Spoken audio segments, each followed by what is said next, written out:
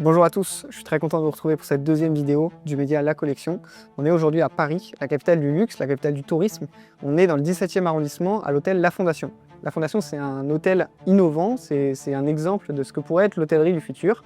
Et on va parler justement de tout ça avec la directrice de l'établissement, Marion Gérant. Elle va nous parler de son parcours, de ses études, de sa passion pour son métier. Et on va aussi parler d'un point intéressant, c'est l'avenir de l'hôtellerie de luxe française et internationale aussi. Donc on la retrouve tout de suite pour l'interview.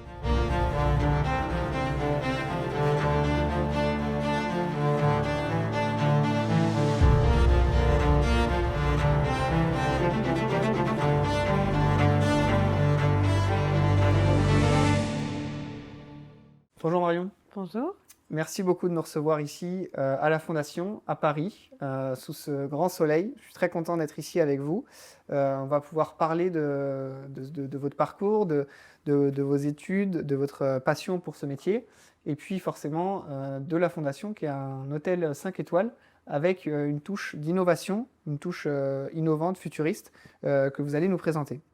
Donc la première chose que j'aimerais vous demander, c'est avant d'arriver donc en tant que directrice de la fondation, quelles études, quel parcours, et est-ce que vous avez eu un déclic qui vous a amené à travailler dans l'hôtellerie de luxe dans votre vie? Alors je n'ai pas fait effectivement d'école hôtelière. J'ai travaillé en tout cas j'ai étudié dans une école de commerce, en alternance, aussi, et donc c'est grâce à cette alternance que j'ai découvert ou en tout cas approché des métiers de l'hôtellerie. J'ai travaillé effectivement chez Accor, puis chez Louvre Hôtel, au sein des grands comptes, donc en commercialisation, et ensuite j'ai pu être amenée en tout cas à être responsable commerciale de plusieurs hôtels, localement sur la place parisienne.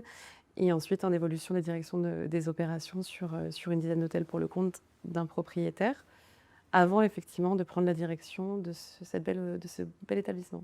D'accord.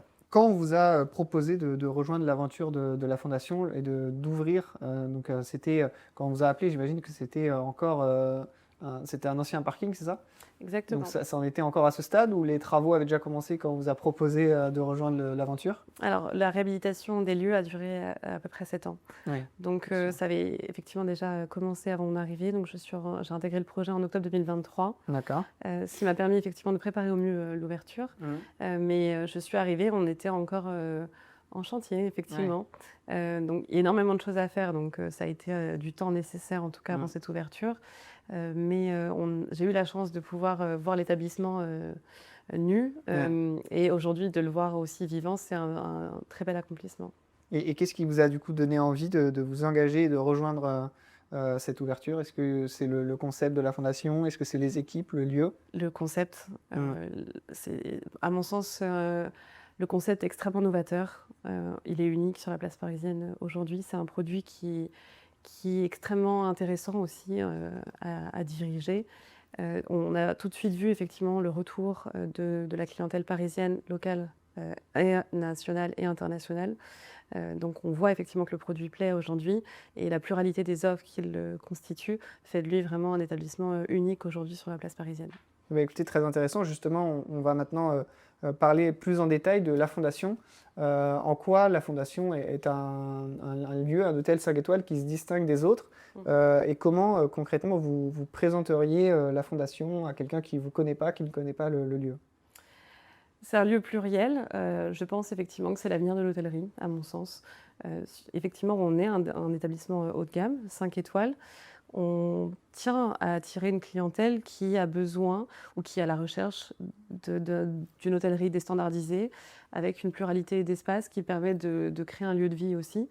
On le voit sur les profils en voyageurs loisirs, mais aussi sur la clientèle corporate, puisque nos chers voyageurs corporate souhaitent effectivement des lieux dans lesquels ils peuvent travailler effectivement en toute tranquillité et à la fois rencontrer des personnes pendant leur temps calme.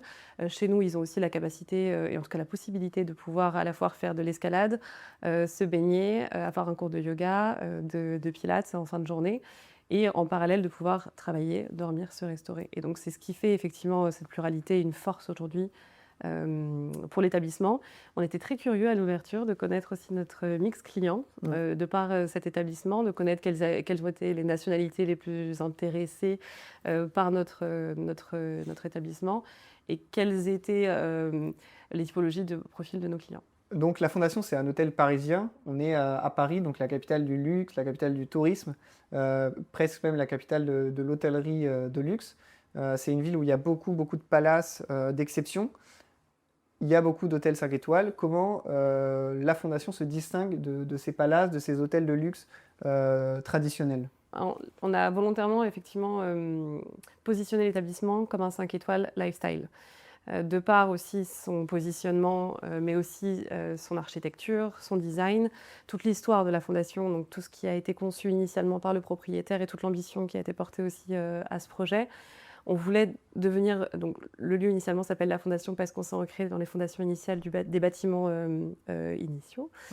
Donc en ancien parking, un studio photo, des espaces bureaux, un garage moto. Oui, c'est ça, c'était un ancien parking Tout ici. à fait, exactement. Ça, ouais. Donc la moitié du bâtiment qui est un ancien parking est donc devenu nos espaces bureaux, donc 5000 m² de bureaux au sein même de nos lieux.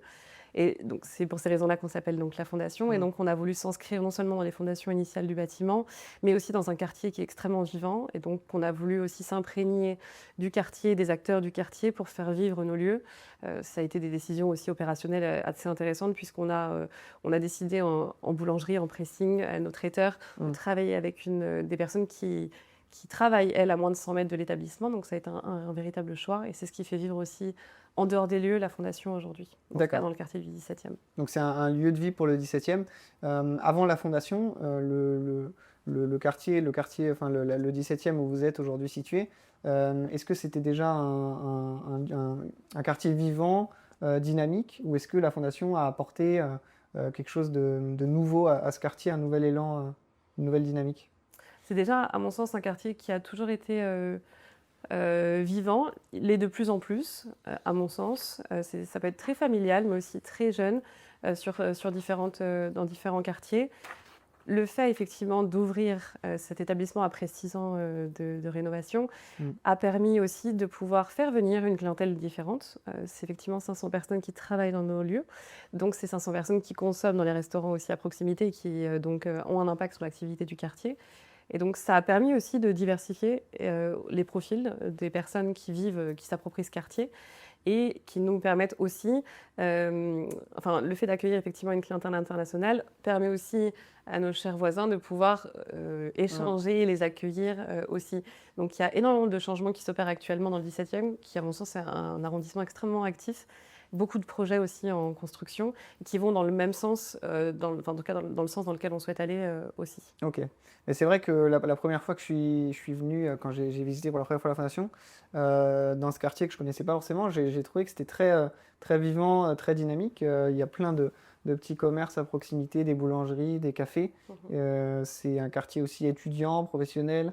C'est un très bel arrondissement, effectivement, qui est sûrement en développement. Donc vous avez travaillé aussi, vous l'avez dit au début, dans l'hôtellerie internationale aux États-Unis.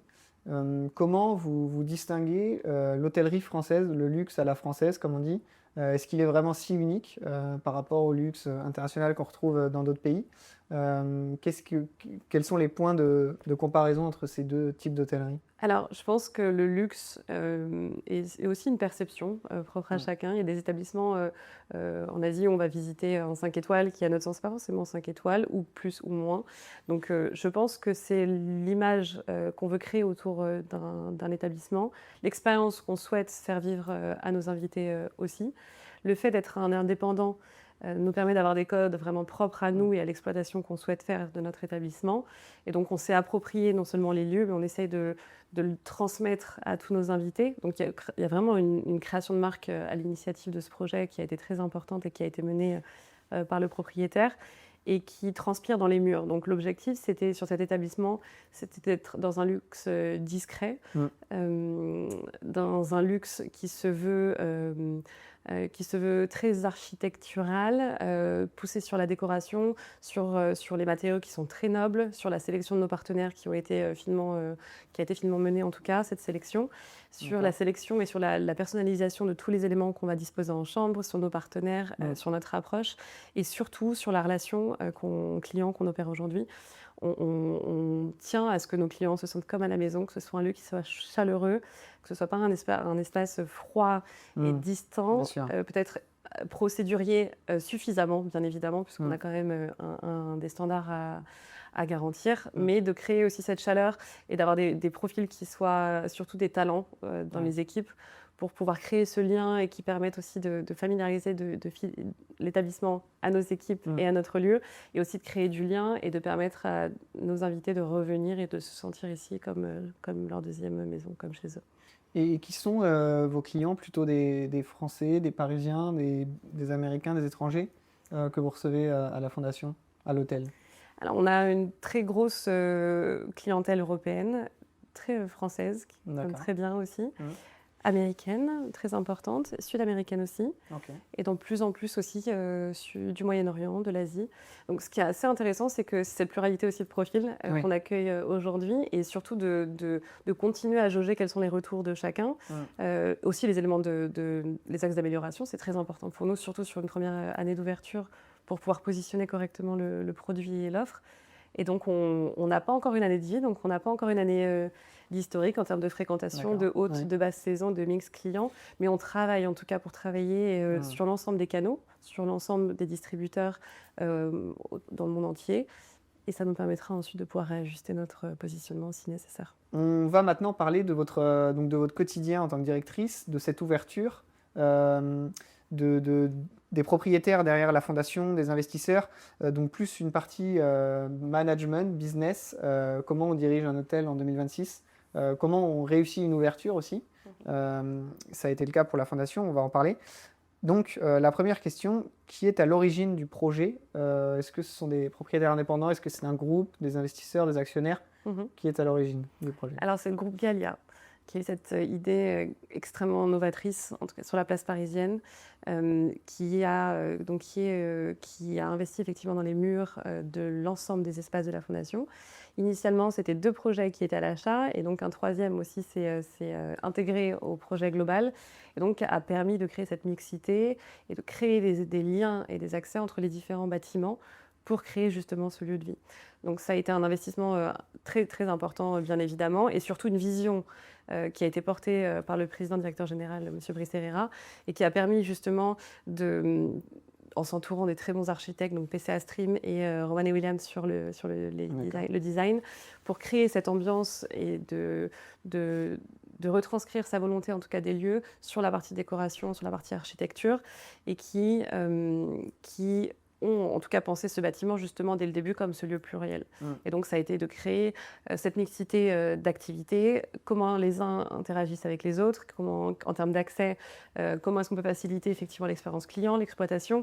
Donc tous ces éléments-là ont été intégrés d'ores et déjà dès le début, et donc ça a permis de créer aujourd'hui ce lieu qui est assez unique sur la place parisienne. Donc le groupe qui est à l'origine, vous m'avez dit, c'est le groupe... C'est le groupe Gallia. D'accord. Est-ce que c'est un groupe qui faisait déjà de l'hôtellerie, ou c'est un premier projet d'hôtellerie pour eux? D'autres établissements, effectivement. Donc leurs établissements hôteliers sont aussi en gestion par la société de management Terlia. Qui est, elle, domiciliée donc au rue de Longchamp dans le 16e arrondissement, et qui opère aussi, qui gère différents établissements sur la place parisienne, dont la Fondation, et qui a plein de projets, notamment d'ouverture à venir à Paris, mais aussi à l'étranger. Avec cet axe, du coup, un peu comme l'exemple de la Fondation, ou pas forcément? Pas forcément, chaque établissement a son propre ADN et ses propres ambitions aussi. C'est des projets qui sont tout à fait divers. Le très bon côté, effectivement, c'est qu'on ne parle... en tout cas jusqu'à présent, que d'établissements qui sont indépendants. Donc c'est des ADN qui sont très forts individuellement, chacun a son positionnement et ses forces. Et donc c'est la très belle histoire à raconter que chaque établissement dispose. Chaque établissement dispose. La Fondation, donc, comme vous l'avez dit, c'est plusieurs activités qui fonctionnent ensemble. Donc l'hôtellerie, la restauration, le côté bureau et puis sport. En quelques mots, comment fonctionne le modèle économique aujourd'hui d'un lieu d'une telle ampleur? Sur quoi repose principalement la rentabilité de la Fondation aujourd'hui? C'est un cercle vertueux. C'est de cette façon dont j'aimerais le présenter. C'est que tout a été extrêmement bien pensé en termes business, justement en termes de gestion, puisque vous avez effectivement une activité de bureau opéré qui permettent d'avoir des sociétés qui sont fixes. Donc on n'est pas au coworking, on commence à ouvrir effectivement au coworking à la journée, au mois. C'est surtout des partenaires, des résidents qui viennent travailler à la Fondation du lundi au vendredi donc c'est des loyers. À l'inverse, effectivement, sur la partie hôtellerie, restauration, on le sait, c'est peut-être moins précis en termes de prévision et c'est ce qu'on aime aussi dans ces activités. Et on a effectivement la salle de sport, le spa. Donc la salle de sport est surtout ouverte surtout à une clientèle extérieure, donc parisienne. Donc on a 1600 membres aujourd'hui. Et donc ça permet aussi d'avoir des financements qui sont aussi différents, en tout cas une diversité de financement global qui est assez intéressante. Et la très grande force de ce bâtiment, c'est qu'effectivement, des personnes qui vont souscrire un abonnement auprès de la salle de sport vont éventuellement être intéressées par des prestations au spa. Et quand ils ont des invités, effectivement, peut-être sur la place parisienne, peuvent séjourner dans l'établissement. Et on met en place des offres qui vont permettre à nos membres de pouvoir bénéficier d'un cocktail offert sur le rooftop quand il est ouvert ou dans nos différents restaurants. Et si eux sont intéressés, et c'est le cas effectivement de certains membres, ont accès aux espaces coworking moyennant un abonnement. Et donc ça permet d'avoir toutes les typologies de clients de la Fondation et de les inviter à découvrir l'entièreté des lieux et des activités, et ce qui rend effectivement l'activité très vertueuse aujourd'hui. Donc c'est un vrai écosystème, un vrai lieu de vie. Ok. Vous m'aviez dit avant l'interview que donc l'ouverture a été plutôt un succès pour vous, une très belle ouverture et une très belle première année. Est-ce qu'on peut évoquer quelques indicateurs de cette première année d'ouverture et plus globalement comment vous avez réussi une ouverture, enfin comment vous avez réussi l'ouverture de la Fondation? Alors avec des talents, parce que c'est de l'humain, c'est beaucoup de travail humain qui a été mené en amont. J'ai des très bons et excellents chefs de service qui ont pris aussi cette ouverture à bras-le-corps. Ça a été très sportif parce que complexité du produit, mais ça a été un bonheur vraiment dans le sens où on voit aujourd'hui effectivement le retour sur l'investissement aussi. On voit que le produit convient, le produit plaît.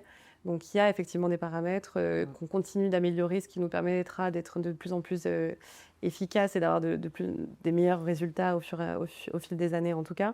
Mais ça a été un vrai travail de fond qui a été mené donc à la fois par mes superbes équipes et la société de gestion avec laquelle on travaille et qui nous ont permis aussi de porter ce projet jusqu'au jour de l'ouverture. D'accord. Ça a été extrêmement intéressant, puisque vous n'ouvrez pas qu'un hôtel, mais l'hôtel n'est qu'une partie de l'ensemble. Et donc, de réfléchir aux moindres achats et aux moindres offres qui vont être mises en place sur l'ensemble des espaces, et surtout de s'entourer des très bons talents qui nous ont permis de faire de cette ouverture un succès. Est-ce que tout a ouvert, les bureaux, la salle de sport, l'hôtel et les restaurants en même temps? Il n'y avait pas d'ouverture d'abord? Ça a été la première ouverture, les bureaux, puisqu'on s'était engagé justement sur des contrats, et donc il fallait honorer bien évidemment en priorité ces contrats. Donc la priorité a été portée sur l'accueil de nos résidents. Et dans un second temps, nous avons ouvert le 28 avril dernier l'hôtel, les 2 restaurants, le rooftop dans un second temps, le spa, la salle de sport. Est-ce que pour vous, c'était votre première ouverture d'hôtel ou c'est quelque chose que vous avez déjà fait dans votre carrière, une ouverture d'hôtel? J'en ai déjà faite en tant que responsable des opérations, donc ça a été très formateur aussi. Toutes les ouvertures, je pense, sont différentes et je pense que tous les directeurs diront effectivement, confirmeront cela. Les exigences ne sont pas forcément les mêmes, les ambitions ne sont pas les mêmes, le produit est différent. Et l'histoire à raconter est aussi différente. Donc, il faut, je pense, et ce qui est nécessaire en direction, en tout cas, c'est de s'imprégner vraiment des valeurs et de l'ambition du propriétaire sur sa vision du projet et de pouvoir le décliner sur l'ensemble des choix qui vont être faits, à la fois sur les achats des équipements, de la création des offres et de le déployer sur l'ensemble des activités et des services, et aussi de véhiculer ces valeurs au travers des personnes qui vont les faire vivre et les véhiculer. Et donc c'est aussi, quand je parlais tout à l'heure de talent, c'est d'avoir ces personnes qui vont accompagner cette création et qui vont l'inculquer eux-mêmes à leurs propres équipes. Et ça a été le plus important aussi dans cette ouverture. D'accord. Donc si je résume, le point qui est quand même crucial selon vous, c'est vraiment d'avoir une équipe de talent. Donc le côté humain qui fait la réussite, bon évidemment il y a après tout l'hôtel, le lieu et le concept aussi, mais vous accordez beaucoup d'importance à vos équipes et au côté humain. Alors en fait, si vous voulez, c'est que surtout le produit est incroyable. Oui, bien sûr. Et ça, c'est une vraie chance aujourd'hui en tant que directeur. Et innovant aussi. En plus. Tout à fait. On a un produit qui est incroyable et qui est vraiment unique. Et donc c'est tellement, il faut lui faire honneur. Et donc c'est ce sujet sur le fait qu'on doit recruter les bonnes personnes pour faire honneur au produit. Oui, bien sûr. Et donc c'est pour ça quand je parle effectivement de l'importance d'avoir les bons profils justement pour véhiculer ces valeurs, parce qu'on peut effectivement avoir un super produit, il faut pouvoir le transmettre et le faire vivre. Et ça a été clé aussi dans cette ouverture puisqu'on disposait déjà du produit parfait auquel il fallait faire honneur. Est-ce que ce concept de la fondation, qui est un peu une hôtellerie innovante, voire de l'hôtellerie de demain, est-ce que dans d'autres pays, on retrouve des concepts déjà comme ça, qui ont inspiré par exemple la fondation, ou est-ce que la France est pour le moment assez innovante encore en hôtellerie? Je pense que la France a beaucoup d'innovations déjà initiées. Euh, on a un modèle qui a inspiré aussi les propriétaires sur la création de la fondation. C'est le Mix à Bruxelles, qui intègre notamment un espace de coworking, Ok. un espace sportif, et qui permet justement d'intégrer cette pluralité au sein d'un même lieu. Et l'objectif aussi de la fondation, ça a été en tout cas c'est toute mon ambition, de créer un établissement de destination, et non pas un endroit où on s'arrête parce qu'on va à Paris et donc on y dort. C'est de se dire, dans le 17e, j'aimerais séjourner à la fondation parce qu'en dehors de ce que je vais vivre à Paris et découvrir, je vais pouvoir vivre aussi toutes ces expériences au sein même des lieux, et donc de ne pas devenir une escale, mais venir pour l'hôtel et par pas que pour la destination. Tout à fait. Bien évidemment, ils continueront à venir à Paris parce qu'on a la plus belle ville du monde, mais de devenir non pas une escale, mais vraiment un lieu où on peut avoir une expérience aussi intéressante. Alors maintenant, j'aimerais faire appel à votre créativité. On va parler un peu de l'hôtellerie de demain, l'hôtellerie de luxe française.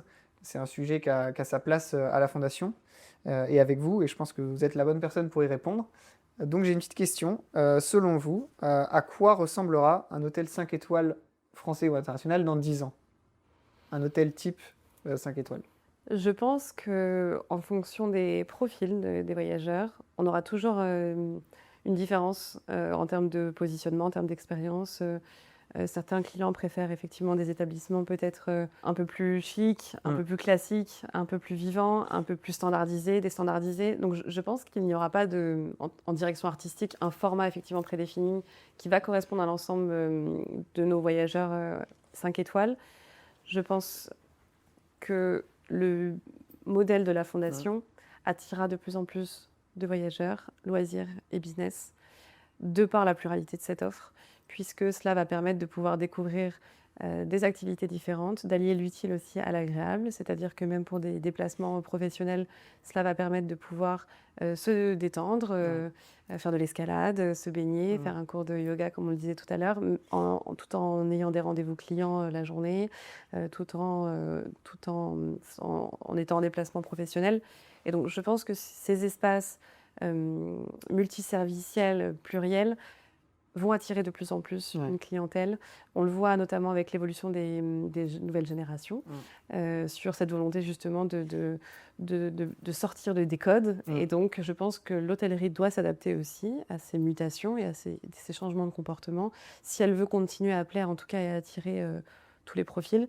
Je pense que cette diversification est nécessaire en tout cas. Et bien sûr, je pense que créer aussi l'histoire et l'expérience, un ADN très fort autour des lieux, va être très important. Et je pense que c'est ce qui aujourd'hui aide aussi l'hôtellerie indépendante, c'est de créer justement ces expériences, ces ADN très forts sur un établissement, et qui nous permet de nous différencier de façon assumée de certaines chaînes hôtelières qui pourraient effectivement avoir des marques plus standardisées notamment. Donc l'hôtel n'est plus un lieu où on vient dormir, c'est un lieu de vie, c'est une expérience. C'est ok, très intéressant. Bah, c'est d'ailleurs ce qu'on voit dans beaucoup d'études sur l'hôtellerie de demain, c'est les hôtels s'ouvrent la journée, s'ouvrent à des expériences. Donc c'est justement toute l'idée de la fondation. On l'a vu aujourd'hui, on le voit aussi notamment sur Staycation par exemple, sur les séjours des Parisiens dans des établissements qui étaient non accessibles effectivement selon eux. Et on le voit, à mon sens, de plus en plus sur... la clientèle anglaise et américaine ose, et c'est très culturel, de pousser la porte, aller au bar d'un hôtel. En France, on a un travail encore à mener pour faire de ces lieux des lieux d'accueil, même pour une population locale. Et donc, c'est ces lieux-là qui vont permettre de pouvoir légitimer cette curiosité, en tout cas, et accueillir un plus grand nombre de visiteurs. Et si on pousse encore un petit peu votre imagination, votre créativité, si vous deviez nous décrire comment vous imaginez un hôtel dans 100 ans maintenant, en le décrivant concrètement, vous arrivez dans un hôtel 5 étoiles français à Paris dans 100 ans, Qu'est-ce que vous imaginez? J'espère encore de l'humain. Et c'est en toute transparence, je pense que dans la logique dans laquelle on est actuellement, d'essayer effectivement de gagner du temps avec l'IA, c'est à mon sens des vrais outils pour simplifier les tâches qui sont moins à valeur ajoutée notamment, mais qui n'ont en aucun cas remplacé l'humain. Je pense que le vrai luxe, c'est ça, c'est de créer de la proximité, de la chaleur, une habitude, de se connaître de façon plus ou moins proche en tout cas. J'espère qu'on aura encore des humains dans l'hôtellerie de luxe en tout cas. Et j'espère surtout qu'on reviendra à l'essentiel, c'est-à-dire de créer du lien, des échanges, des rencontres. J'espère que ce sera encore le cas dans une centaine d'années. Et est-ce que vous pensez que les palaces, du coup, très traditionnels, ont leur place dans l'hôtellerie de demain? Tout à fait. Oui. Tout à fait. C'est une expertise métier aussi, une expertise en termes de service qui est Qui plaira toujours. irremplaçable à mon sens et qui a sa clientèle, qui est croissante aussi. Donc je pense qu'encore une fois, chaque voyageur a une typologie d'établissement qui peut lui convenir. Certains profils ne peuvent ne pas apprécier cette pluralité au sein de la fondation parce qu'effectivement peut-être trop d'offres, trop d'espace, ce que je comprends effectivement, et d'autres établissements qui sont plus à taille humaine potentiellement, plus petits, plus chaleureux, plus convivial comme à la maison, et qui peuvent tout à fait être plus intéressés par d'autres types d'établissements. Je pense que tout établissement peut convenir à tout type de profil et il faut simplement choisir, enfin en tout cas essayer de convenir à un maximum de Chaque clients. hôtel aura toujours son public, oui, Je pense. c'est sûr. Donc maintenant, Marion, j'aimerais qu'on parle un peu de votre passion pour ce métier, de votre passion pour l'hôtellerie, même de votre quotidien aujourd'hui à la Fondation. D'ailleurs, on peut commencer par ça. Comment vous commencez et comment se passe une journée ici à la Fondation en tant que directrice de l'établissement? Jamais comme on a prévu. Je pense que c'est ce qui fait qu'on aime ce métier et ce qui fait que c'est un métier passion et une vocation. On a énormément d'intervenants. C'est un établissement qui est 24 heures sur 24, 7 jours sur 7 et 365 jours par an. Donc effectivement, on a toujours des très belles surprises, parfois des positives, parfois négatives. Notre rôle, c'est d'assurer l'excellence du service de façon invisible et donc d'anticiper effectivement les problématiques éventuelles, d'anticiper les demandes de nos clients, de faire vivre un lieu, d'essayer effectivement d'organiser l'ensemble des activités pour que la communication se fasse le mieux possible et surtout de développer continuellement des nouvelles offres pour continuer à faire vivre ce lieu dans 6, 8, 10 mois. On a toujours cette projection qui va nous permettre de pouvoir toujours anticiper et de travailler sur comment continuer à faire vivre ces espaces. Mais effectivement, au quotidien, on fait généralement très peu ce qui avait été prévu sur une journée. Et c'est ce qui fait de notre métier une richesse. Bien sûr. Qu'est-ce que ce métier vous a apporté, vous apporte aujourd'hui que vous n'auriez jamais trouvé dans un autre domaine, dans un secteur ou une entreprise plus conventionnelle, entre guillemets? Je pense que toute personne qui a cette vocation, en tout cas pour l'hôtellerie, aime l'humain. J'aime beaucoup nos clients. J'aime beaucoup de voir les mêmes clients qui reviennent toutes les semaines, qu'eux se sentent chez eux, leur deuxième maison. Je pense que chacun de nous, on se sent comme chez nous aussi au sein de notre établissement, puisque c'est un lieu de sommeil aussi, mais un lieu où on rencontre et on re-rencontre des mêmes clients, des nouveaux clients. Et c'est quand même un espace dans lequel on dort, on se restaure, on fait notre sport, on se baigne. On a l'habitude de voir les mêmes profils, des personnes différentes à l'international, d'avoir l'occasion en tout cas de créer cette surprise et cet effet waouh auprès de nos clients, c'est toujours un bonheur. Et donc ça nous permet de pouvoir mettre en avant le meilleur de notre établissement tous les jours et d'œuvrer à ce que chacune des expériences soit un succès pour tous nos visiteurs. Et qu'est-ce que vous, en tant que directrice, qu'est-ce que vous recommanderiez à un jeune ou un passionné par l'hôtellerie qui souhaite travailler dans ce marché, peut-être de devenir directeur, ouvrir un hôtel? Est-ce que vous auriez quelques petits conseils pour... Je pense que c'est très important de se familiariser avec l'environnement global d'un établissement hôtelier, que ce soit de la partie de la restauration, enfin tous les services effectivement confondus. Parce je pense que des vocations peuvent se créer dès lors qu'on rentre dans ce milieu. C'est-à-dire qu'on pense effectivement évoluer sur des métiers en guest relation par exemple. Et finalement, on découvre le room service, la restauration, le spa. Enfin, je pense que c'est un environnement qui est tellement riche qu'il est nécessaire de travailler au sein de différentes structures. On parlait tout à l'heure du 4, 5, du Palace. Ça permet aussi de comprendre l'écosystème dans lequel évolue aussi l'hôtellerie parisienne et nationale, internationale, et de se familiariser avec l'ensemble des métiers pour évoluer, en tout cas pour envisager une évolution dans ce domaine. Mais vraiment, c'est la curiosité. La curiosité de l'écosystème, de ce qui se passe sur le marché aussi, des nouveaux acteurs, des acteurs qui surperforment, d'être curieux du marché hôtelier qui est en perpétuelle évolution, surtout sur la place parisienne. Curieux et puis passionné aussi, c'est important d'être passionné pour travailler dans l'hôtellerie. Il faut aimer l'humain. Oui, c'est ça. Et ça, pour moi, c'est une des qualités qui est essentielle. Parce que vous laissez effectivement votre vie personnelle en dehors et vous êtes dans l'établissement. C'est aussi un jeu d'acteur.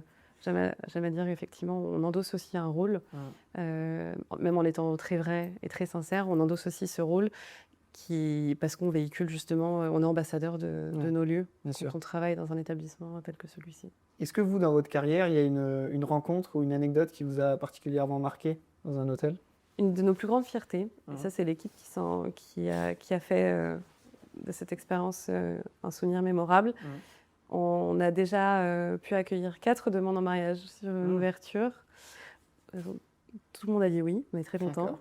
Mais on a été très touchés d'être choisis pour accueillir ces événements qui se resteront gravés à jamais. Et quand vous avez effectivement traversé une ouverture sur la mise en place de l'établissement, d'accueillir tous les clients, la formation de tout le monde, ça a été effectivement très sportif pour l'ensemble des équipes. Et donc de pouvoir maintenant voir cette finalité et de devenir le lieu qu'on choisit intentionnellement pour ce type d'événement, ça a été vraiment un beau remerciement, en tout cas perçu par les équipes et moi-même. Donc on va dire que c'est la belle anecdote positive qui nous a fait plaisir. Donc on arrive maintenant à la fin de cet échange qui était vraiment passionnant et très enrichissant pour moi et pour ceux qui nous écoutent sûrement aussi. Qu'est-ce qu'on peut vous souhaiter pour la suite de la fondation, de l'aventure et à vous aussi en tant que directrice? Je pense que c'est de se faire connaître encore davantage, d'asseoir l'établissement sur la place parisienne, de le faire vivre comme on aimerait. On a encore beaucoup de projets. On a une belle programmation sur laquelle on travaille, sur la partie événementielle.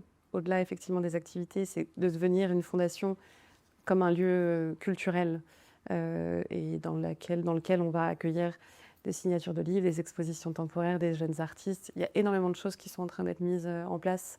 Donc c'est la prochaine étape. Donc d'être de plus en plus un lieu de vie ouvert à Paris. Et devenir un lieu culturel et en plus de l'ensemble des activités, de pouvoir axer cette partie effectivement culturelle, programmation, qui va aussi positionner le lieu comme un lieu de vie sur la place parisienne. Ok, bon, merci beaucoup Marion de votre accueil et puis de notre échange. À bientôt.